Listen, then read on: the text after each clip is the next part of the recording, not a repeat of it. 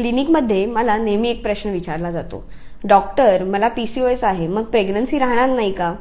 सर्वात आधी हे समजून घ्या, पीसीओएस म्हणजे इनफर्टिलिटी नाही. पीसीओएस असलेल्या काही स्त्रियांमध्ये ओव्ह्युलेशन व्यवस्थित होत नाही किंवा त्यांची फॉलिकल डेव्हलप होऊन सुद्धा एग रिलीज होत नाही. त्यामुळे प्रेग्नन्सीला जास्त वेळ लागू शकतो. तसंच पिरियड्स रेग्युलर झाले म्हणजे तुमचा पीसीओएस बरा झाला किंवा ओव्ह्युलेशन सुधारलं असंही नाही. तर तुम्हाला पिरियड्स किती दिवसांनी येत आहेत, ओव्ह्युलेशन व्यवस्थित होतंय का नाही, वजन, इन्सुलिन रेझिस्टन्स कसे आहेत, तुमचं थायरॉइड हॉर्मोन किंवा इतर हॉर्मोन्स कसे आहेत, या सगळ्याचा विचार केला जातो. त्याच पद्धतीने तुमचं एज, फॅलोपियन ट्यूब आणि पतीचा सीमेन अनालिसिसचा रिपोर्ट यांचाही विचार करणं गरजेचं असतं. कारण प्रेग्नन्सी ही फक्त पीसीओएसवर अवलंबून नाही. आयुर्वेदात सुद्धा पीसीओएस असलेल्या पेशंटला वेगवेगळी ट्रीटमेंट द्यावी लागते.